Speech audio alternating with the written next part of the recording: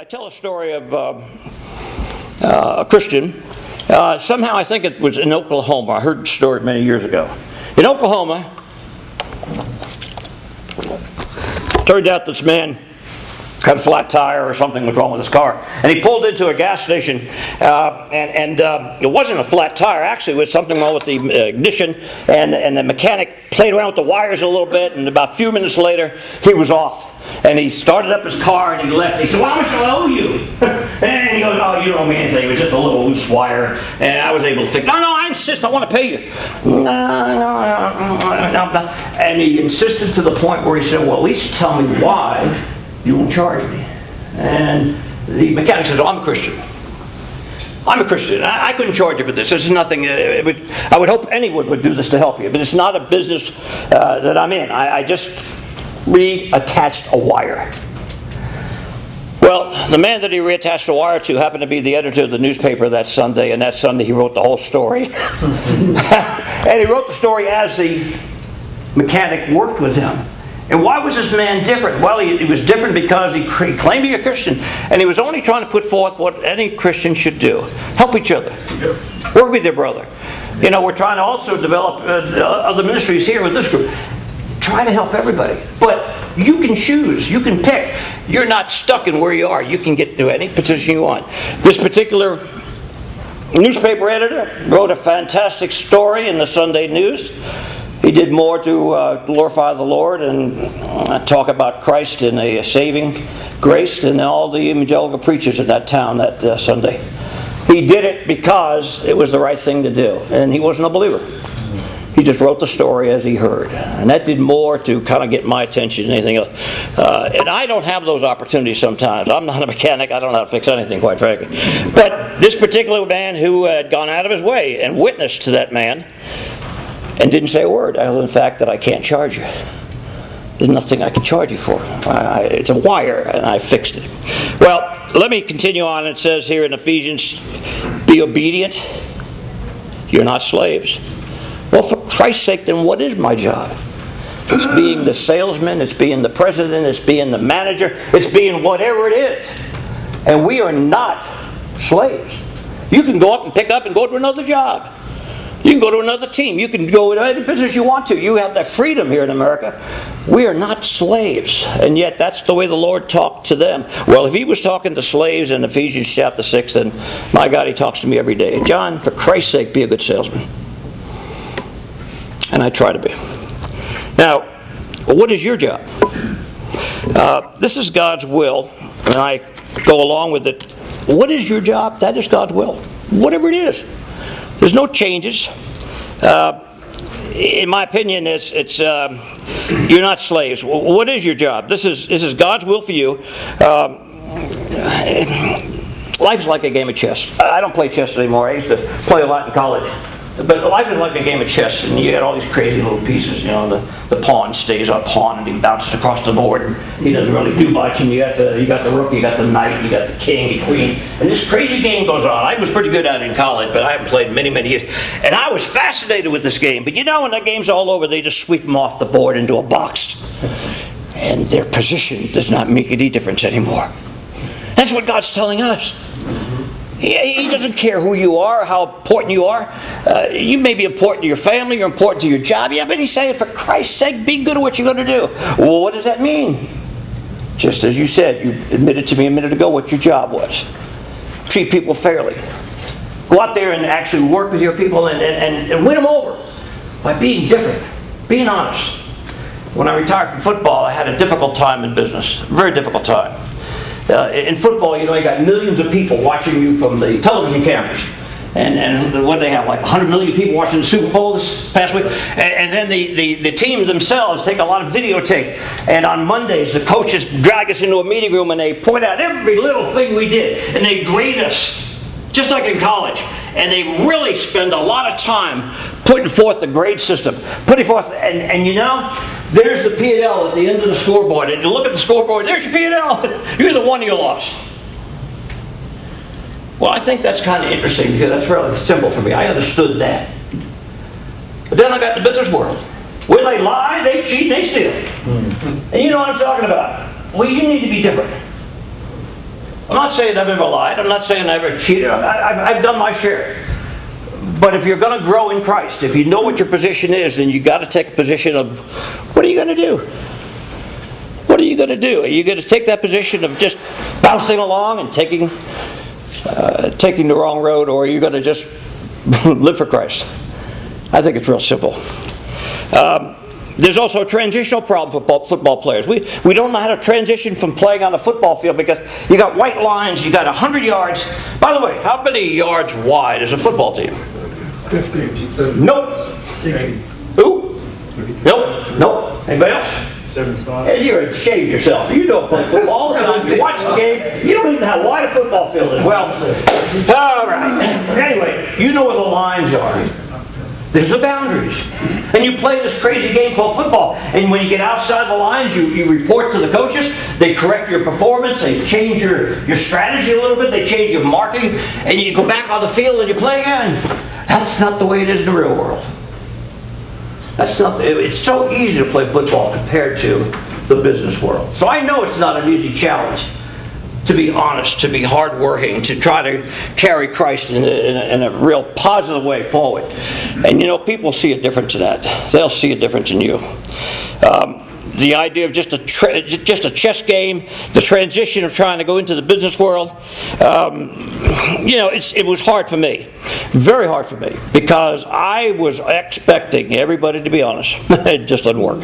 I was expecting somebody to drop the yellow flag. Hey, 10 yards. I want my yardage. You made a mistake. You cheated. And I was right there with them. So it really takes a strong individual to learn how to play the game. And I would encourage you to work with other people.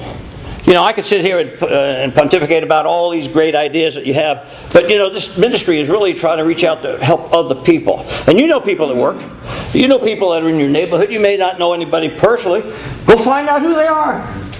You want to be a witness for Christ? Just go talk to them. Now, it's uncomfortable going talking to people you don't know. You've been through that. But you don't have to be perfect at it.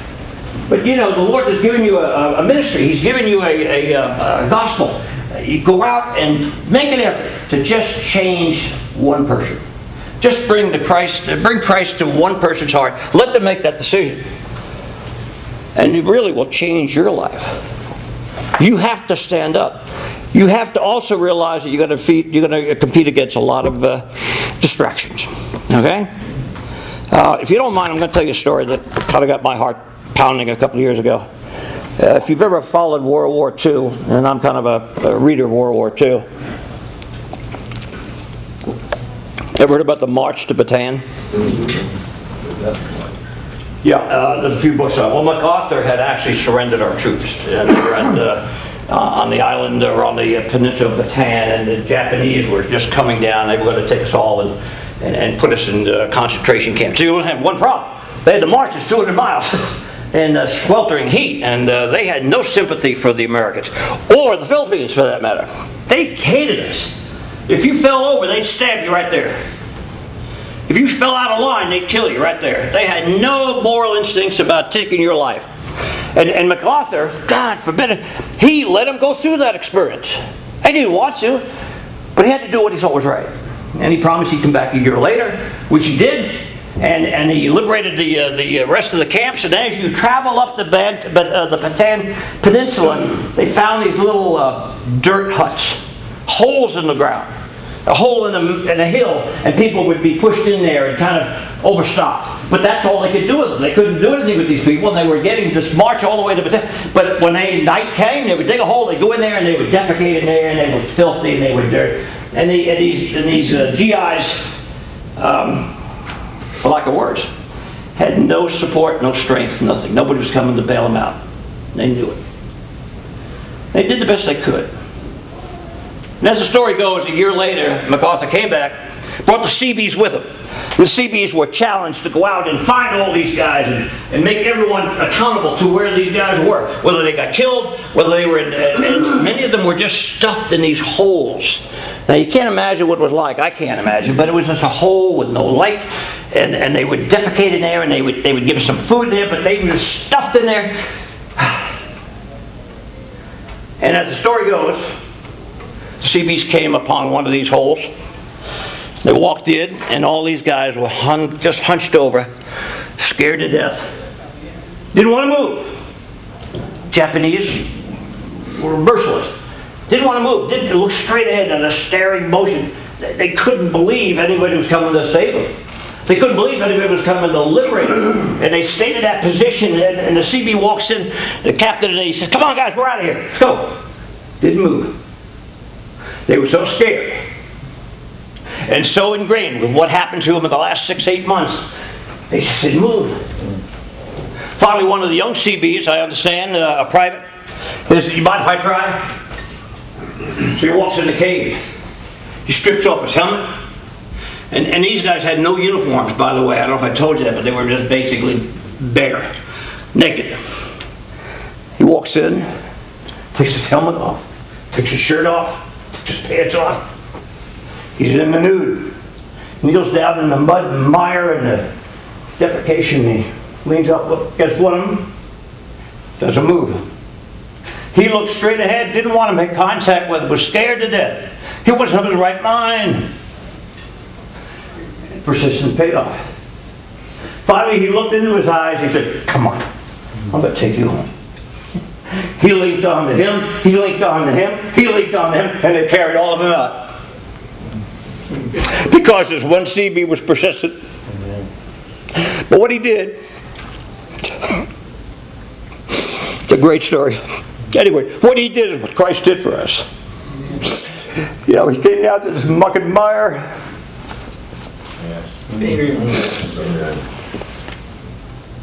He did what the CB did.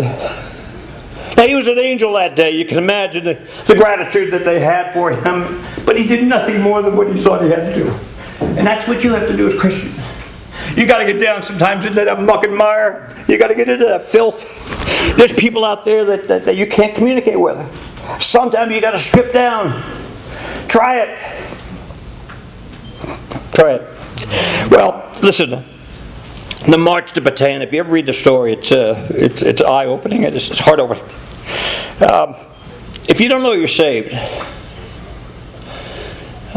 talk to somebody here. When I first moved to Dallas, I had a very good friend, Mickey Mantle. Now, I'm a Yankee fan. I grew up in New York. Of course, Mickey was my idol growing up. And I got to play golf with him, and he was a good golfer, so we played a lot. And or Preston Trail. He beat me out of $181 first time we played. And I'm going, "Hey, what time tomorrow can I go?" He tells me this story, and I don't know if it's true or not, but it bears repeating, about Babe Ruth, great home run hitter. And Babe Ruth, towering home runs from what I understand. I wasn't there, but I can tell you from what I read. He blasts a towering home run into the stands, and he waddles around. You know how he used to waddle around when he get a home run? He kind of had that dance around the field, and he would get third base and get home, and the umpire called him out. "What do you mean out?" "You missed first base." You can get so involved in Christian ministries. If you don't know you're saved, if you miss first base, talk to somebody. If you have touched first base, which is the most important of all, amen. Second base means nothing. Third base means nothing. All the churches you go to means nothing. All the money you give to your friend means nothing if you don't touch first base. And whether the story's true or not, I just like to hear Mickey tell it. It was just something that touched my heart.